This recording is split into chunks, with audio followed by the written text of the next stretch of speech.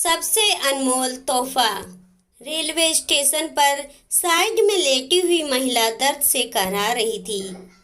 मुझे ऐसा प्रतीत हुआ कि उसे कोई भारी पीड़ा हो रही है। अन्य यात्रियों की भांति मैंने भी उसे नजरअंदाज कर दिया। मेरे साथ में मेरा 8 वर्ष का बेटा अंश भी था। वह उस बुढ़िया के दर्द को दिल से महसूस करके उसकी ओर टकटकी लगाकर देख रहा था। पापा, ये बुढ़िया क्यों चिल्ला रही है? इसे क्या परेशानी है? अंश ने मुझसे पूछा और तब मैंने जवाब दिया, बेटा, इसे कहीं दर्द हो रहा होगा या फिर इसे कोई अन्य परेशानी होगी। पापा, गाड़ी तो 1 घंटा लेट है। अंश फिर बोला। और मैंने हाथ में जवाब दिया, यह तो बहुत कमजोर हो गई है। बेचारी दर्द से कितना कहरा रही है। पापा, क्यों ना इसे हम दवाई दिला दें? अंश ने जब मुझसे कहा तो मैंने उसे समझाते हुए कहा, बेटा, हम इसे दवाई क्यों दिलाए? हम तो इसे जानते तक नहीं हैं। और देखो कितनी गंदी है। लगता है कई दिनों से नहाई भी नहीं है। कोई देखेगा तो हमारा मजाक बनाएगा। पापा, आप ही तो कहते थे कि गरीबों और असहायों की जो मदद करता है तो भगवान उस पर सदा मेहरबान रहते हैं। इसीलिए हमेशा दूसरों की सहायता के लिए अग्रसर रहना चाहिए। और आज आप कह रहे हैं कि कोई देखेगा तो क्या कहेगा, हमारा मजाक बनाएगा। मेरी समझ से दूसरों की सहायता करने पर हमारा मजाक कोई नहीं बनाएगा।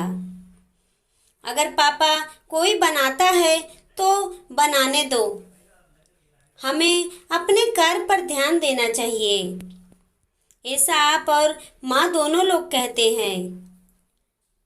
थे, परंतु आज आप अंश ने मुझे उल्टा समझते हुए कहा। तब मैंने फिर से उसे समझाकर बताया कि बेटा, वह नाटक कर रही है। इसे कहीं दर्द नहीं हो रहा है।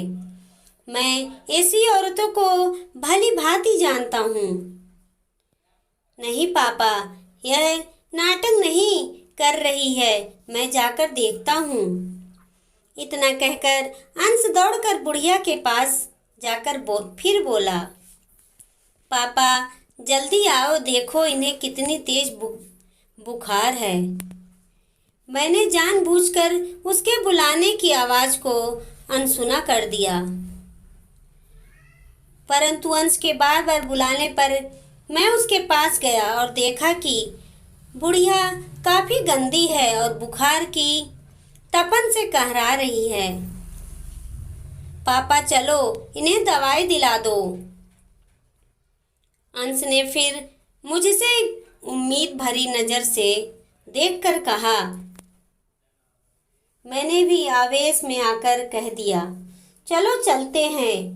मेरा इतना कहने पर अंश के चेहरे पर खुशी की झलक दिखाई देने लगी थी, जो कि कुछ क्षण पहले अदृश्य थी। यह देख मेरे दिल में उस असहाय महिला की मदद करने के लिए दिल से श्रद्धा और प्रेम भाव जागृत होने लगा था।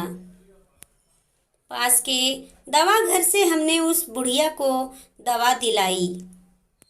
कुछ देर बाद उस बुढ़िया को जब कुछ राहत मिली तब बुढ़िया हमें दवाओं की पोटली देती जा रही थी। भगवान तुम्हारा भला करे। तुम दोनों सदा सुखी रहो। तुम्हारा घर सदा धन धान से भरा रहे। भगवान तुम्हारे जैसे बच्चे हर माँ बाप को दे। उस बूढ़ी औरत के इन शब्दों ने मुझ पर बाड़ों का कार्य किया और मेरे अंदर बैठे असुर को मार भगाया। उसकी मदद करने का मुझे अंश व खुद पर फक्र महसूस हो रहा था।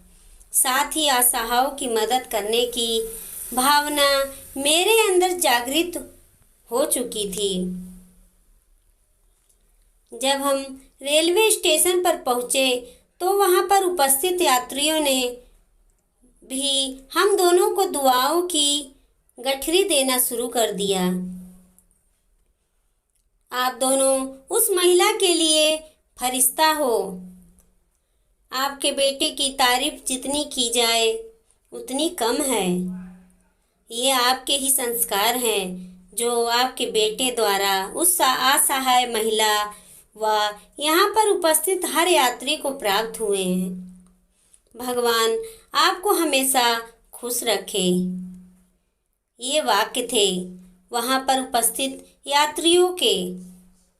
कुछ यात्री कह रहे थे कि हमें इस बालक से सीख लेनी चाहिए।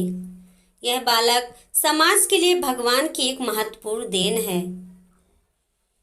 यह सब सुनकर मेरा दिल खुशी से गदगद हो रहा था।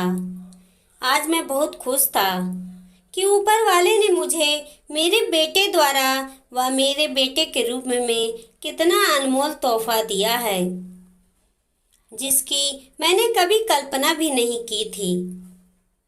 यह सोचते सोचते मैंने अपने बेटे को सीने से लगा लिया और कहा, थैंक्स बेटा।